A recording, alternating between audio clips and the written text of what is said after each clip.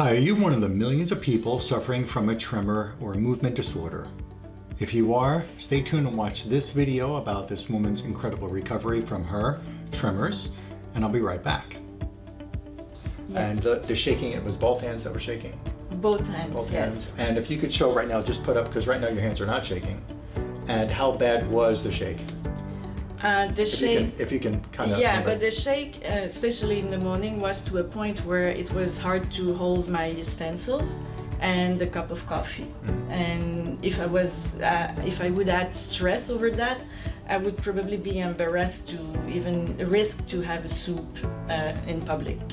Because holding the spoon, yes, you were shaking too much. Yes, and you, yeah. Exactly. And then even with your work on the computer, your hands And were... when I was working on the computer, just putting my hand on the computer and it was shaking and a little bit difficult to touch the right buttons. Noticeable in May or June of 2018 because my boyfriend asked me what was going on because he says, you're shaking, and it was like, why? What happened to you? And I was like, I don't know. I just lost control of my hands. Yes, there was one occurrence when I was again under major stress in my business, and I remember like for a short period of time I had this difficulty to hold a cup of coffee or the spoon again in a restaurant, and I got worried and I went to see my family doctor, and he asked me to go see the neurologist, and he passed me the test to check if I had like some kind of tremor, but there was nothing back then. When I went for the exam, everything was removed. There was no sign of it, and he said it's probably essential tremor. It came and it stayed until we started the treatment, but then it was every day, and some days worse than others. So let's go back to about July to now in September. Yes. How many days do you think in total over the past 3 months that you've had a tremor? I cannot even count them on one hand, because sometimes I'm just thinking, wow, it's not there anymore. I'm like, normally I would be doing this and I would shake or anything, and it's really... So since, again... there was none. Almost none. I mean, like, not even percent. No, nothing nothing with the spoon, the coffee, or the computer, nothing.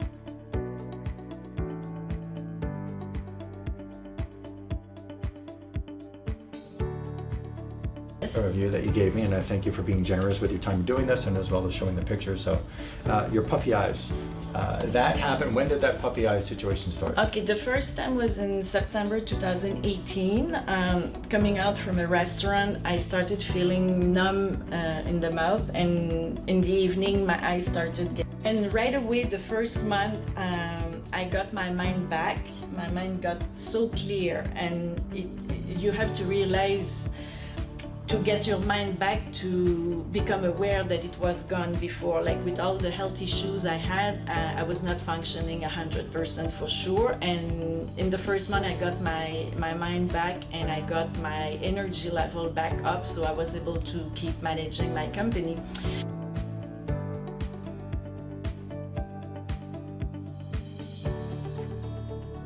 And you just heard from this woman how she is so impressed with a decrease in so many different symptoms. Her tremors are almost 100% relieved.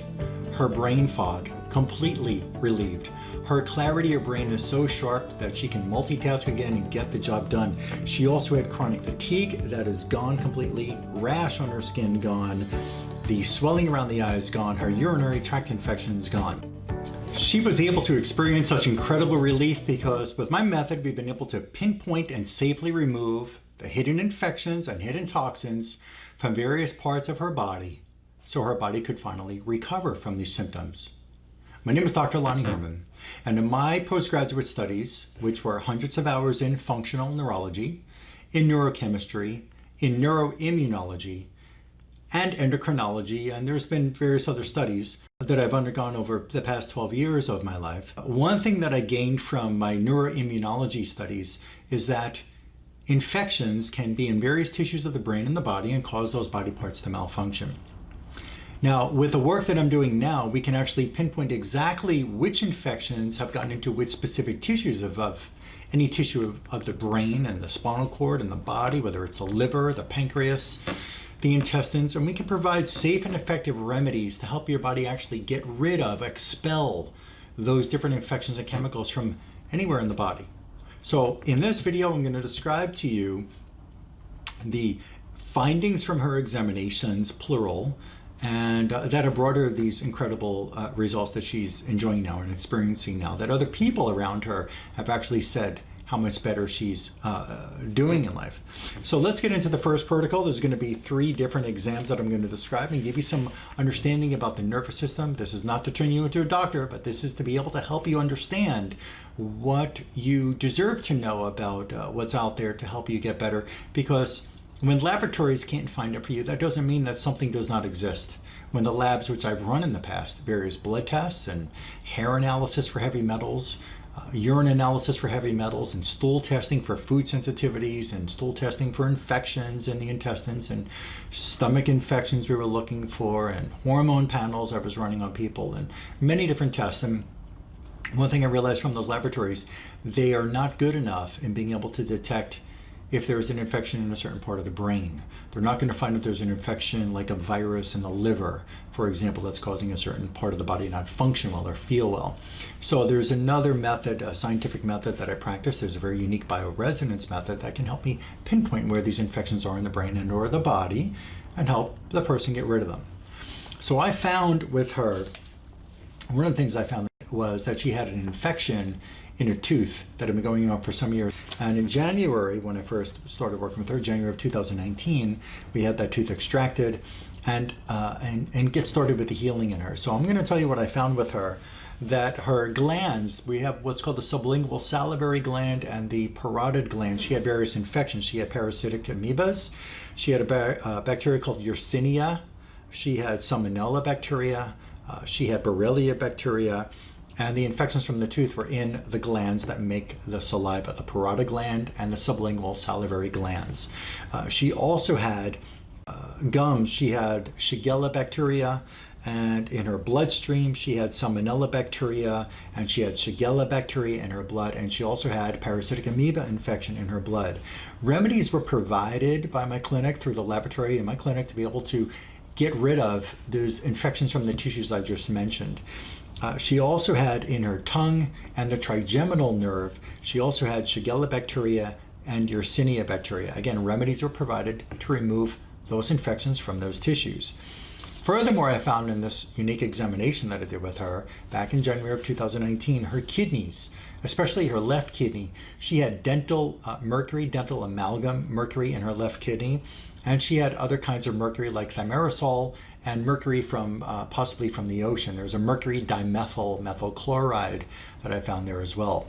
Her right kidney had local anesthetic lidocaine, which is the injection that dentists give to you to numb a tooth when they're going to do a cavity filling or pull the tooth. She had lidocaine in her right kidney. I also found that her small intestine had mercury. I found both of her kidneys had lead. And I found that with the urinary tract infections that were not going away, she had them for several months. I found that her urethra, she had Shigella bacteria, and she had a group B streptococcus bacterial infection. Remedies were provided to get rid of all these infections and chemicals from her glands in her face and that produce the saliva, from her blood, from the trigeminal nerve, and from her kidneys and the urethra. She came back to me in March of 2019, feeling a bit better. Her energy was up and her brain was getting to feel a bit clearer. Now I found in the next examination with another kind of unique exam to pinpoint through a neurological examination combined with this bioresonance method that I use, I found that the arteries that bring blood to the kidneys, now why is that important to understand? Because the kidneys help sustain energy for the body. The kidneys help to regulate blood pressure, not just producing urine that we are going to relieve the body from that excess fluid. The kidneys help to regulate blood pressure to brain, and the artery to the kidney that helps to regulate the kidney function by bringing blood to the kidney. What happens when that's infected and inflamed, and there's going to be an immune attack against that artery? Well, her renal artery had the Borrelia burgdorferi bacteria. Inside the kidney, there's a tissue known as the renal pelvis. I'm going to show you a picture right here next to me of the renal pelvis. She had the Borrelia burgdorferi bacteria affecting the renal pelvis tissue also. I found her kidneys were also infected with the Borrelia bacteria. She had residues of the chemicals of the Roundup weed killer, glyphosate weed killer spray in her kidneys. I found her ureters still had infection with it, as well as influenza A virus. I found the urethra was infected with the parasite from the malaria. How can we get this? Even in Canada, even in the US, with mosquito bites, and they can happen anywhere in the world. It doesn't just happen in the Amazon jungle or somewhere in another distant country. Furthermore, I found that she had in the cortex of the brain, which represents the whole body. We have upper motor neurons in the cortex of the brain that help to tell the hand how to work. The cortex of the brain, she had the tremors, that she's almost zero tremor now. Her cortex of her brain had the parasitic infection from the malaria organism. She had in the frontal lobe of the brain that also helps to conduct cognitive function, part of memory, personality, as well as hand and limb function. The frontal lobe, and there's other things without getting too deep into the frontal lobe, but the frontal lobe, she had some botulinum bacteria in there. She also had in the cortex of her brain the infection from the tooth that we had extracted. There's another part of the brainstem that helps to regulate motor control of the extremities, including the hand, the red nucleus, it's called. The red nucleus is a very unique nucleus, a bundle of incredibly important nerve tissue that's up in our upper brainstem, also called the midbrain, also called the mesencephalon of the brainstem. In her red nucleus, she had Shigella bacteria up there. So whenever that red nucleus gets infected, that red nucleus is not going to be able to facilitate control of motor systems of the body. And it's very important because when the red nucleus function becomes impaired, we can have motor control disorders, whether it's a tremor or reduction in rotating the shoulder joint or hip movement. The red nucleus is very important in these motor functions. I also found her stomach was infected with the botulinum bacteria. One of the things that she had also was when she would eat cheese, for a long time when she would have cheese, she had this stomach pain. And now she's told me, which when I saw her again in July 15th of 2019, she was not having any more stomach reaction when she'd have cheese. That doesn't mean for people who are watching this who are against dairy products in their life, that's okay if you want to be dairy free, but she was having a reaction to the dairy. Now people can have food sensitivities that are found in a urine test, in a blood test, a food sensitivity test, or a stool test showing that there's a dairy or a reaction to dairy. The problem wasn't the dairy. The problem was really the infection in the stomach. She was having a reaction to the cheese whenever she ate cheese because of the infection that was there that was hiding in her stomach. We got rid of that botulinum bacteria in the stomach, and now she had no more reaction to cheese. Whether she wants to have cheese again in her future is her decision. But the point is, the reaction to the cheese stopped because we got rid of the infection in the stomach. Now I saw her again in July of 2019. And she had a bit of a delay starting when we filmed that video where she's so impressed and she was so generous at helping make that video and sharing her results from the care with me. She had not even started the protocol that we discovered through the examination in July of 2019. So the results have not really come in yet of her third examination because she didn't start that. Now I'm going to tell you, there is a part of the brain which I discovered in this examination, because she said when she gets nervous, when she gets excited to a certain degree, her hand tremor can occur for a few hours, which only had happened, and I think she said it was like 3 times briefly or 2 times or so in the past several months, which is phenomenal because it was happening every day. So we have a great reduction in the frequency and the amount of tremor. Frequency of the tremor and the amount of tremor. So the amygdala of the brain is a fear, panic, anxiety part of the brain. The amygdala of the brain, you'll see the image right next to me here. The amygdala of the brain, which handles fear, panic, and anxiety, it can also maybe not make somebody feel fear or panicky, but that part of the brain, when it's stressed by infections and chemicals, can actually cause the body to have a shaking experience. When somebody gets nervous, they can shake, right?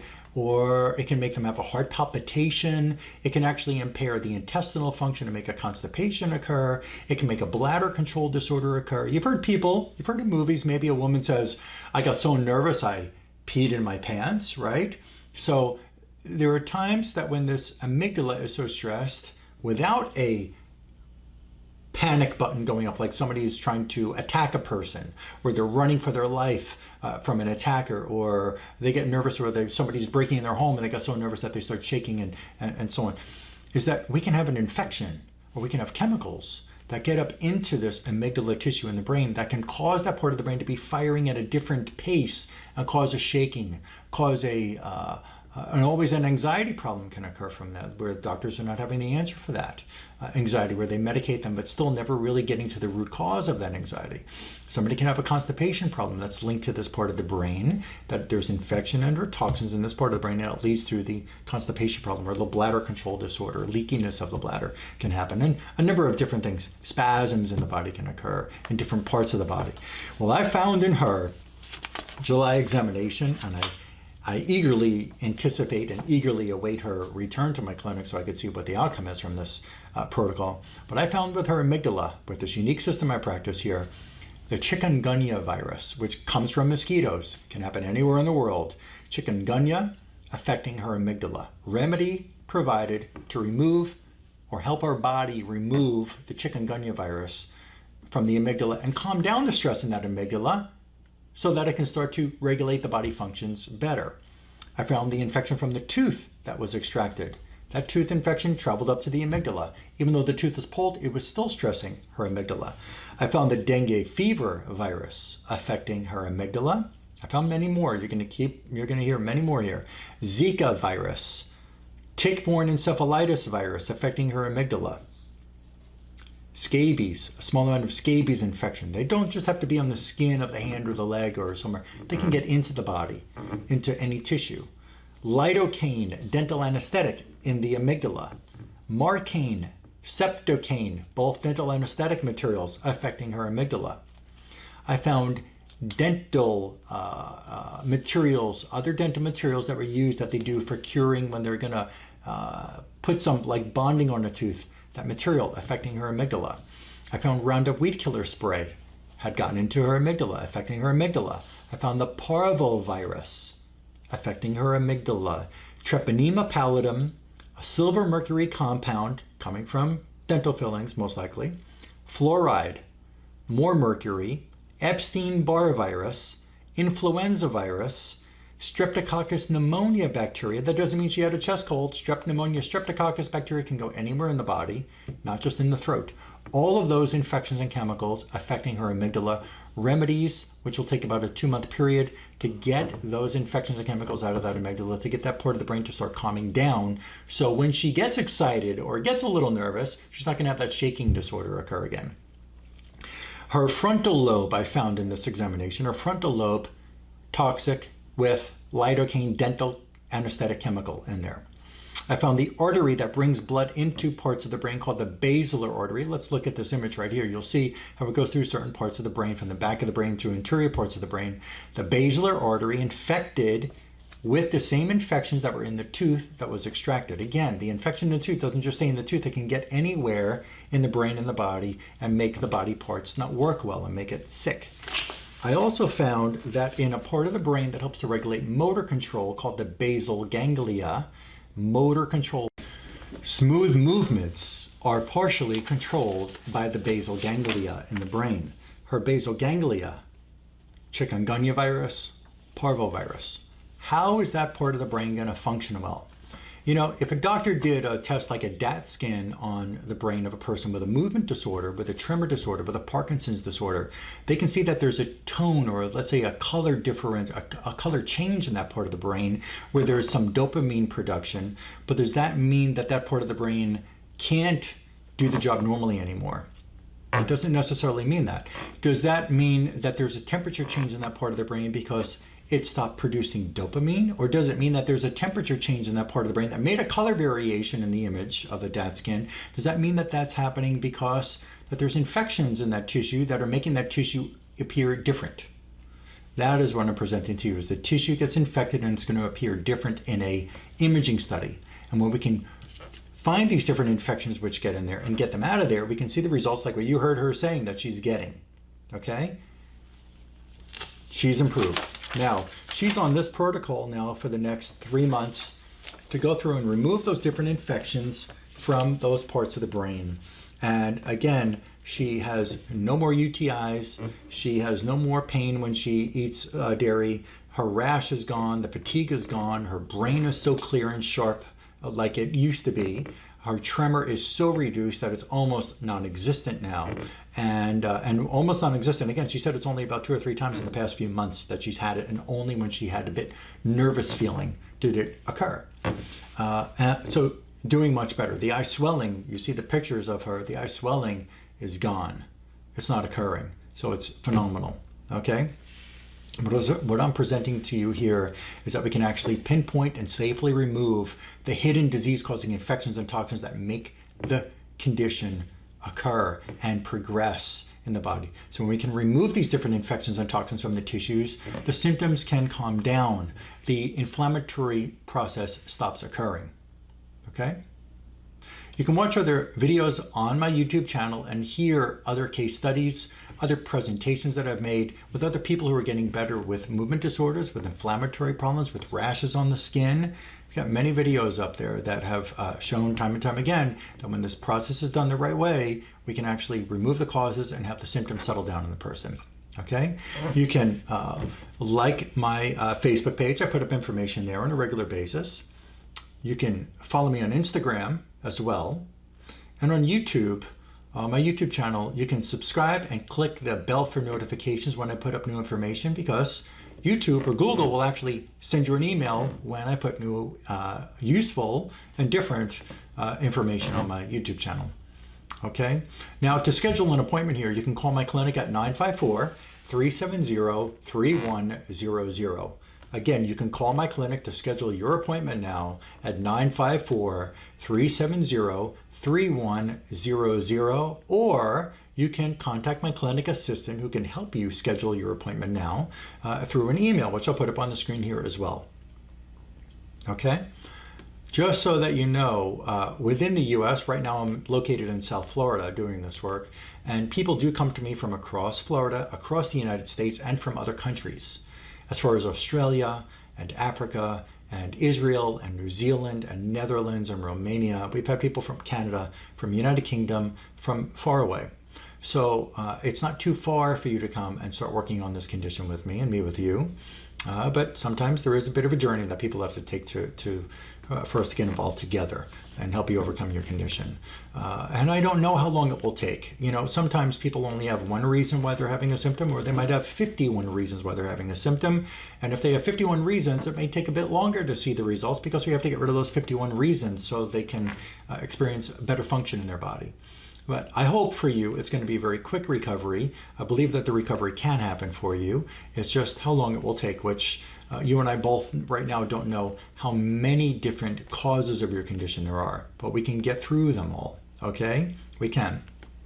Now, just so that you're aware that the insurance policies don't recognize this work that I'm offering, so this will be an investment in yourself. This is out-of-pocket investment in yourself for you to help yourself get better. All right? There's nothing I can do about what the insurance approves or doesn't approve, yet we still have this available for you.